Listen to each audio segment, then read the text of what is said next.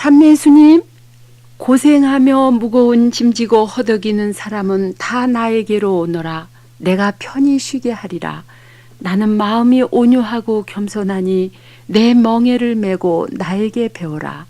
그러면 너희의 영혼이 안식을 얻을 것이다. 내 멍에는 편하고 내 짐은 가볍다. 마테오 11장 28에서 30절의 말씀으로 애청자 여러분께 주님의 평화를 빌면서 마테오 복음서의 둘째 권에 해당하는 8장에서 11장까지 말씀을 봉사하겠습니다. 예수님께서 말씀으로 선포하신 하늘나라가 가난한 사람들과 병자들을 치유시켜 주시는 예수님의 행적으로 나타나고 있어요. 죄를 사해 주시는 예수님은 많은 사람들의 죄의 짐을 벗겨주시고 병고에서 해방시켜 주시고 또 이스라엘뿐 아니라 이방인들도 그 구원에서 제외하지 않으심을 나타내 보이십니다. 그래서 여기 마테오는 예수님이 제2의 모세라는 것을 알리기 위해서 그분이 행하신 10가지 기적을 기술하는데요. 풍랑을 가라앉히신 기적 외에 이 자연의 기적 외에는 거의가 다 치유 기적이죠. 육체와 정신이 아픈 사람들의 이 치유입니다. 8, 9장에 기술된 이 나병 환자, 백부장의 종, 시몬의 장모, 가다라에 미친 두 사람, 중풍병자, 야이로의 딸과 하혈하는 부인의 치유, 또 소경과 벙어리의 치유, 이 모든 치유를 통괄하듯이 많은 병자를 고쳐주셨다고 이렇게 얘기를 전체적으로 하고 있어요. 이것으로서 출애굽 때의 그 10가지 기적과 병행해서 예수님의 행적 안에 나타나는 이 놀라운 이 제2의 모세인 예수님의 기적을 아주 두드러지게 부각시키고 있습니다. 여기서 몇 가지만 그냥 잠시 짚고 넘어가면은요. 소경이 주님께 주님 저에게 자비를 베풀어 주십시오 하실 때 주님께서 내가 너희의 소원을 이루어 주실 수 있다고 믿느냐 하고 물으셨어요. 예, 믿습니다 주님 하고 그들이 대답하자 너희가 믿는 대로 될 것이라고 하셨습니다. 그래서 여기서 예수님의 기적은 이렇게 믿는 대로 된 기적, 그러니까 주님께 대한 그 믿음의 바탕을 두고 있다는 것을 강조하고 있는 것이죠. 그리고 예수님께서는 목자 없는 양과 같이 시달리면서 허덕이는 군중을 보시고 불쌍한 마음이 들어서 제자들에게 말씀하시기를 추수할 것은 많은데 일꾼이 적으니 추수할 주인에게 일꾼들을 보내달라고 청하여라 하고 말씀을 하셨는데요. 여기서 예수님의 그 불쌍한 마음이 기적의 아주 가장 큰 요소라고 할 수가 있겠습니다. 그래서 예수님께서는 육체적인 병고뿐 아니라 악령을 제어하는 그 악령에 시달리는 그 사람들에게도 이 치유를 이루어 주시기 위해서 12제자들을 불러서 권능을 주시고 파견을 하시죠. 그래서 이 10장부터 11장까지는 복음 선포를 위한 12제자의 파견이라고 볼 수가 있는데 하늘나라 백성을 위한 초석으로 12제자가 선택이 됐고 복음을 선포할 선교 사명을 예수님께서는 이들에게 부여하시면서 권능을 주실 때 제일 먼저 주신 것이 악령을 제어하는 능력을 주셨어요. 이것이 이 육체적인 병고뿐 아니라 마음의 병이 또 정신의 아픔이 이 악령의 시달림이 훨씬 더 고통스럽다는 것을 나타내 주시는 말씀이 아닐까 묵상도 해보았습니다. 그리고 병자와 허약한 사람들을 모두 고쳐주게 하셨다 그랬어요. 그러니까 아무도 제외 없이 그러니까 예수님께서 12제자들을 파견하실 때 제자들의 그 사명이 악령을 제거하고 병자와 허약한 사람들을 모두 고쳐주기 위한 그 사명이고 이것이 바로 하늘나라라는 것, 하늘나라의 모습이라는 것을 보여주고 계십니다. 그래서 예수님의 제자들은 복음 선포를 위해서 일체를 헌신하면서 주님께 온전히 신뢰하고 이방인의 길에 들어서지 않고 그리고 자기가 주님께 거저받은 것을 거저주라고 하십니다. 또 그리스도께서 반대받으신 것처럼 이 제자들 역시 반대를 받고 박해를 받을 각오를 해야 한다는 이 말씀을 하고 계세요. 세례자 요한의 제자들은 이 하늘나라의 이러한 새로운 모습을 보고 아주 당황한 것 같아요. 그래서 요한은 이 죄와 악행을 강력히 비판하면서 엄격하게 살아온 데 반해서, 그리고 아주 극기하면서 살았죠. 그런데 예수님은 죄인들과 멸시받는 사람들까지도 함께 하시면서 먹고 마시고 하시는 이러한 예수님의 태도를 놓고 요한의 제자들이 굉장히 혼란에 빠진 것이 아니었던가, 이렇게 생각이 됩니다. 그래서 세례자 요한은 자기 제자들을 예수님께 보내서 예수님이 누구신지에 대한 답변을 예수님께로부터 직접 듣게 말을 합니다. 이렇게 보내고 있어요. 물론 자기가 감옥에 갇힌 상태이지만요. 이것으로써 세례자 요한이 얼마나 사심없이 주님께로 사람들을 인도하고 있는지, 그리고 자기 자신이 구차스럽게 설명하려고 하기보다는 예수님께 직접 보내서 직접 보고 듣게 하는 이러한 방법을 쓰고 있습니다. 사실은 이 시간에 제가 이렇게 구차스럽게 복음의 말씀을 수없이 많이 한다 할지라도 여러분이 직접 복음을 읽으시고 직접 주님께 들으시는 것이 비할 수 없이 큰 깨달음이라는 것을 이 세례자 요한의 태도에서도 말씀을 하고 계시죠. 또 예수님은 메시아의 선구자로 온 엘리야가 바로 세례자 요한이라고 밝히시면서 여인에게서 태어난 자 중에 세례자 요한보다 더 큰 인물이 없다고 하실 만큼 큰 칭찬을 하고 계십니다. 그러면서 예수님께서는 이 하늘나라의 숨겨진 신비는 세상에 지혜 있다고 자처하는 자들이 아니라 어린아이와 같이 스스로 낮추는 사람들에게 밝히신다는 것을 아주 이러한 기도를 11장 25절 이하에서 말씀하고 계십니다. 하늘과 땅의 주인이신 아버지, 안다는 사람들과 똑똑하다는 사람들에게는 이 모든 것을 감추시고 오히려 철부지 어린이들에게 나타내 보이시니 감사합니다. 주님, 찬미와 영광을 받으소서. 아멘.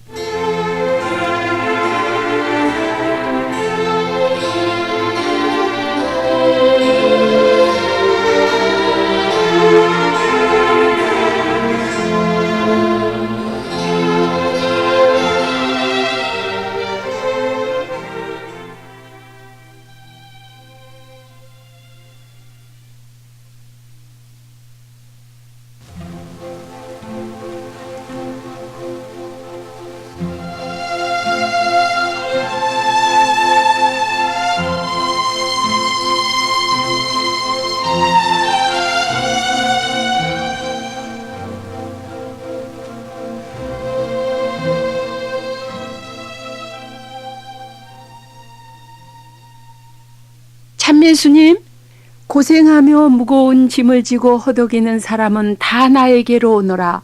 내가 편히 쉬게 하리라. 나는 마음이 온유하고 겸손하니 내 멍에를 메고 나에게 배우라.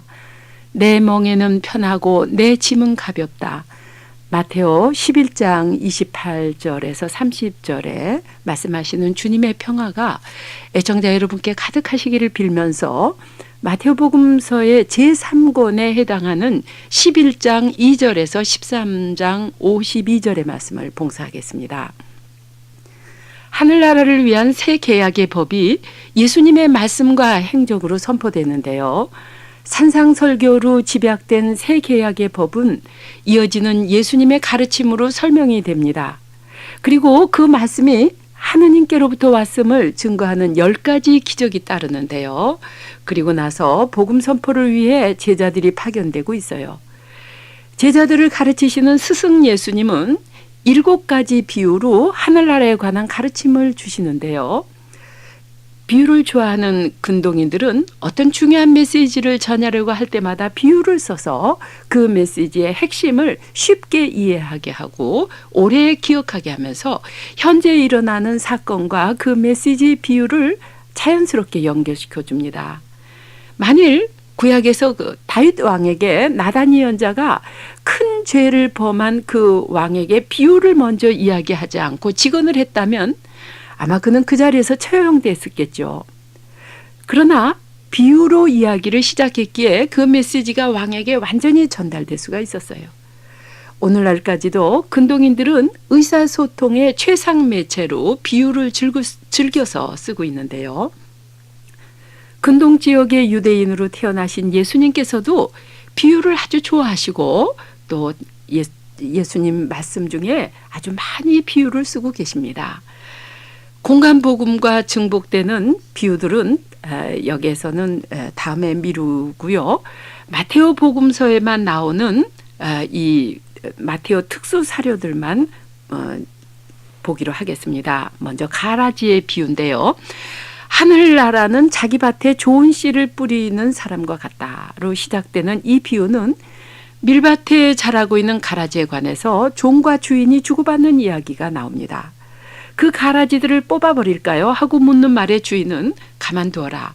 가라지를 뽑다가 밀까지 뽑으면 어떻게 하겠느냐. 추수 때까지 둘 다 함께 자라도록 내버려 두어라. 추수 때 이르면 내가 추수꾼들에게 일러서 가라지를 먼저 뽑아서 단으로 묶어 불에 태워버리게 하고 밀은 내 곳간에 거두어드리게 하겠다고 대답하십니다. 특별히 해설까지 덧붙이는 이 13장의 비유는 이 세상에 선과 악이 어쩔 수 없이 공존하지만 추수 때가 상징하는 심판날에 선한 사람은 하늘나라의 영복을 받게 되고 남을 죄짓게 하는 자들과 악행을 일삼는 자들은 가라지와 같은 자들로서 불의 심판을 받게 되리라는 말씀이죠. 마테오 복음서가 말하는 하늘나라는 온 세상의 모든 종족과 그들의 신앙과 문화를 다 품어주는 우주적인 메시아 왕국으로 회복될 다윗 왕자를 뜻하고 있어요.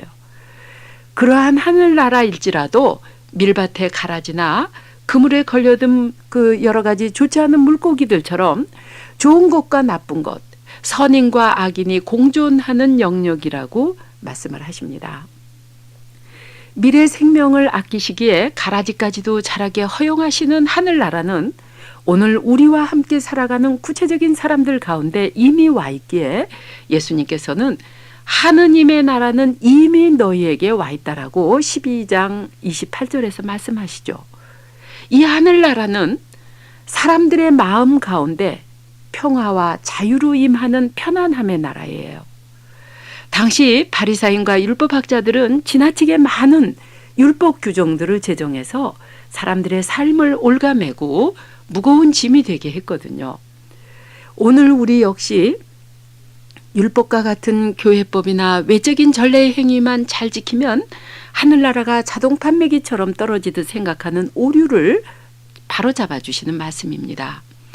나와 함께 살고 있는 한 식구, 가정, 친지, 이웃과 화목하지 못하거나 그들의 필요를 외면하거나 또는 그들은 나와 어울리기에는 수준이 맞지 않는다는 등 이 이웃을 내려다보는 교만한 마음을 지닌 채 아무리 열심히 교회 나가고 모든 규정을 철저하게 지킨다 할지라도 그와 같은 사람에게는 하늘나라가 없다는 말씀이죠.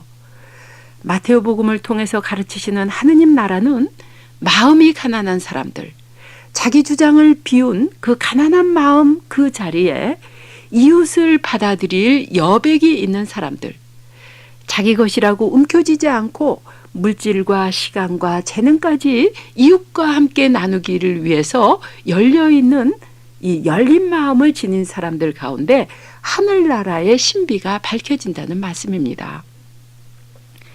그렇듯 열려진 마음의 특징을 예수님께서는 자비라는 낱말로 표현하시면서 내가 원하는 것은 자비이지 제사가 아니다. 이렇게 하신 이 말씀이 무슨 뜻인지 여러분이 알았더라면 무죄한 사람들을 불의하다고 단정하지는 않았을 것이라고 12장 7절에서 말씀하시죠. 규범을 지키지 않는다고 사람을 판정하면서 그 마음에 자비심이 없다면 이는 예수님께서 책망하신 바리사인들의 태도와 똑같다는 말씀입니다.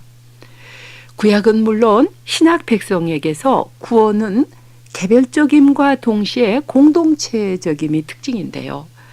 그러기에 복음서의 하늘나라는 이웃과 나와의 관계, 하느님과의 관계 가운데서 이루어지는 나라이지 혼자만의 천국이 아님을 알려주고 있어요. 어느 나라든 공공의 질서를 위한 법이 필요하지만 그 법은 사람을 위해서 있는 것이지 사람이 법을 위해서 있지 않다는 진리를 말씀해 주시는데요. 예수님께서는 구약에서 가장 중요시했던 안식일 법까지라도 결코 그 법이 사람의 기본적인 요구나 필요를 앞지를 수 없다는 대원칙을 말씀해 주십니다. 마태오복음이 전하는 자비의 법은 주님과 마음이 하나가 되어서 주님의 영을 지녀야 함을 이사야서 42장을 인용하면서 일깨워 주시는데요. 이 하나님 자비의 법을 선포할 그 주님의 종은 다투지도 않고 소리를 높이지도 않고 마음이 양선하고 겸손한 주인을 닮은 종이라는 말씀입니다. 자비로 신약의 법의 주축을 삼으시며 모든 법을 초월한 자비심을 가르치시는 주님은 찬미 받으소서. 아멘.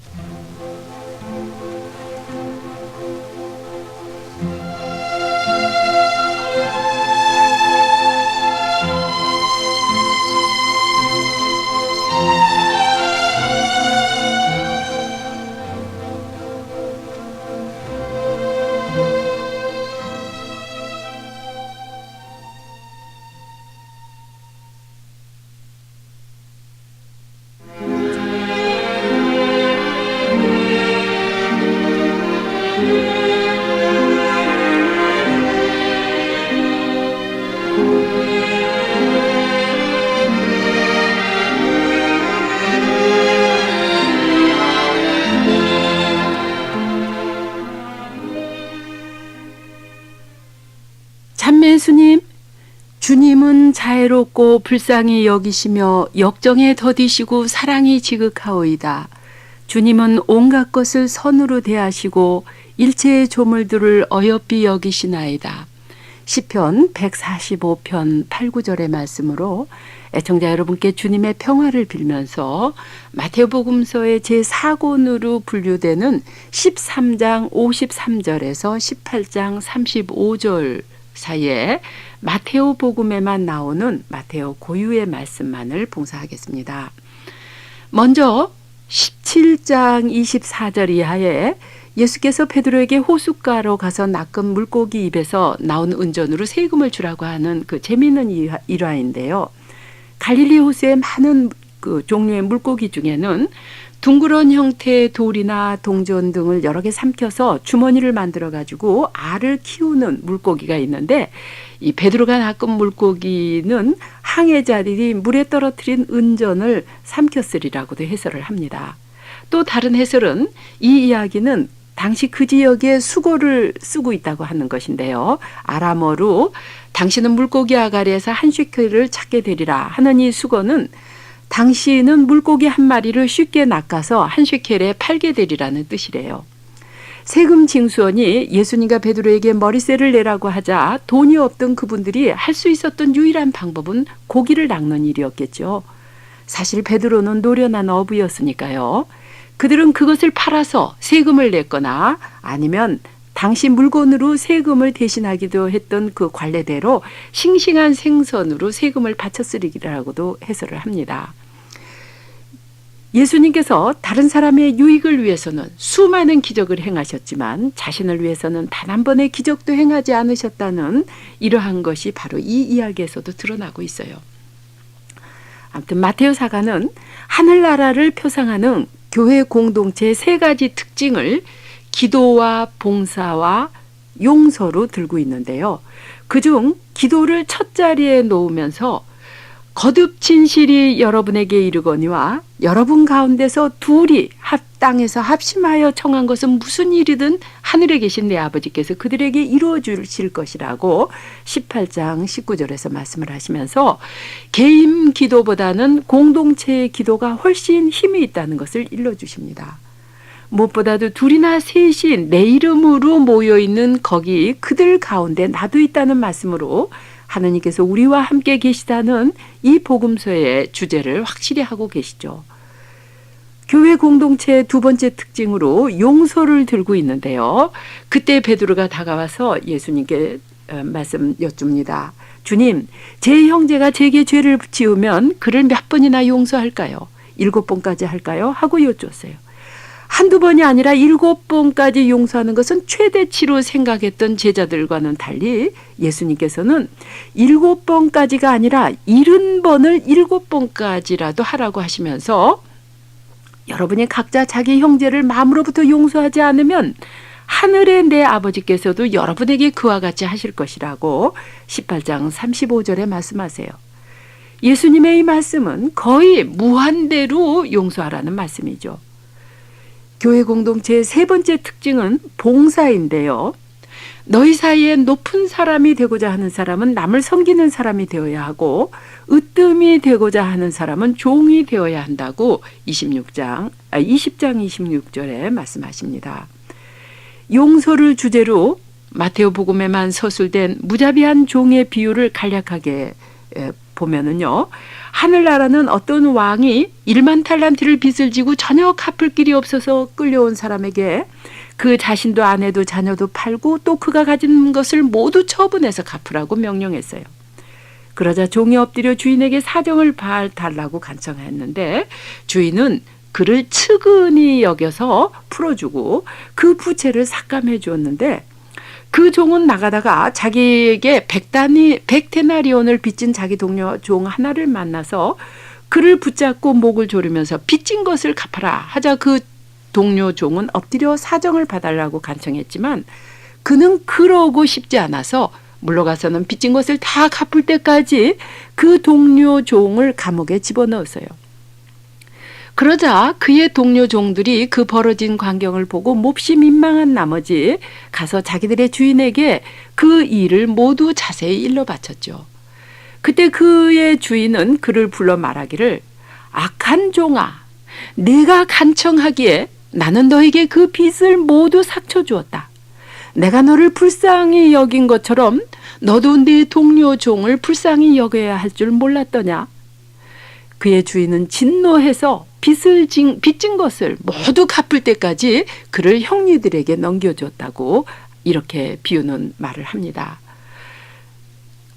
이 18장 35절에서는 너희가 진심으로 형제들을 서로 용서하지 않으면 하늘에 계신 내 아버지께서도 너희에게 이와 같이 하실 것이라고 결론을 짓고 있어요.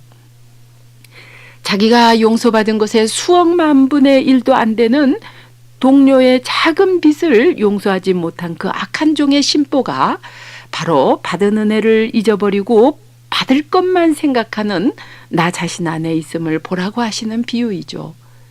이 이야기는 마테오 5장에서 제시한 신약의 세 계명 중 복되어라 자비를 베푸는 사람들 5장 7절의 해설이고 보복하지 말고 원수도 사랑하고 서로 용서하라는 5, 6장 가르침에 대한 추가 설명과 같아요.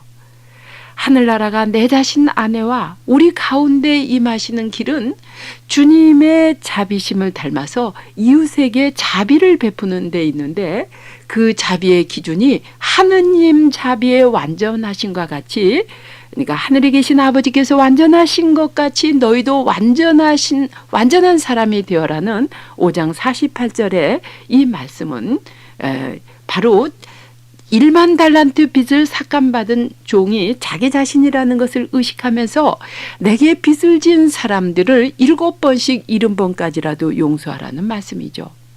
하늘나라는 이처럼 무제한으로 용서하며 서로 자비심이 넘치는 상태가 바로 하늘나라라고 하시는 것이죠. 주님께서는 우리가 매일 수없이 바치는 주의 기도에도 이 용서의 기도를 하게 하셨어요. 하늘에 계신 우리 아버지, 저희가 저희에게 빚진 이들을 용서하오니 저의 빚을 용서하소서 하고 청하게 합니다. 우리는 우리의 빚진 것이 얼마나 많은 것을 항상 잊어버리기 때문에 다른 사람이 조금 빚진 것을 우리는 거기에 무자비한 종이 되지 않도록 하라고 하시는 이 교훈을 주시는 주님 찬미와 영광을 받으소서. 아멘.